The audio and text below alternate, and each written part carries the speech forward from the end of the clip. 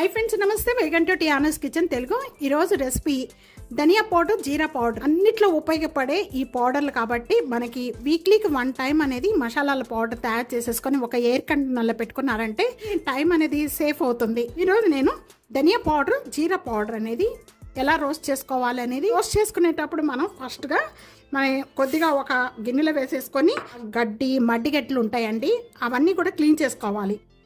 రెండు కూడా ఇలా క్లీన్ చేసుకోవాలండి। ఒక 1 మినిట్ హీట్ ఎక్కిన వెంటనే కూడా ఇప్పుడు మనం ధనియాలు వేసుకొని వేయించుకుందాం।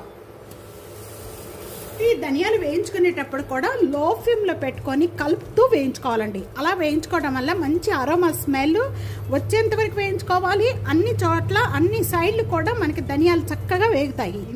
ఈ కలర్ చేంజ్ అయిపోయి ధనియాలు కూడా చిట్పట్లాడుతూ ఉంటాయి అన్నమాట। అంతవరకు కూడా వేయించుకున్న వాటిని మనం ఒక ప్లేట్లోకి తీసేసుకుందాము। ఇలా ప్లేట్లో తీసేసుకోండి, వెడల్పాటి ప్లేట్లోకి వేసేసుకోండి। ఇవి చల్లారే వరకు మనం ఈ లోపల జీరా కూడా వేయించేసుకుందాం। హీట్గా ఉంది కాబట్టి జీరా అనేది తొందరగా వేగిపోతాయి। జీరా కూడా బాగా క్లీన్ చేసుకోవాలండి। దీంట్లో గడ్డి మడ్డిగట్లు ఉంటాయి। నేను ఈ రెండు ఆల్రెడీ క్లీన్ చేసి పెట్టేశాను అని ఇలా కలుపుతూ వేయించుకోండి। వేగుతూ ఉండగానే మంచి స్మెల్ వస్తూ ఉంటుంది। ఇలాగా వేగిపోద్దండి, బాగా హీట్గా ఉంది కదా ప్యాను। స్మెల్ వచ్చేటప్పుడు మనం ఇంకా స్టవ్ బంద్ చేసేసుకొని ఒక ప్లేట్లో తీసేసుకుందాం। కలర్ పోయినాయండి। ఇప్పుడు ధనియాలన్నీ కూడా నేను మిక్సీ జార్లో వేసేస్తున్నాను। బాగా మెత్తగా పౌడర్ చేసేసుకోవాలి। వేసుకున్న పౌడర్ అంతా కూడా వెంటనే ఎయిర్ కంటైనర్లో వేసుకోకండి, కొద్దిగా బాగా చల్లారాలి। అందుకని చల్లారిన తర్వాత వేసుకోవాలండి। వేడి ధనియా పౌడర్ రెడీ అయిపోయింది। మిక్సీ జార్లో మెత్తగా చేసుకోవాలి।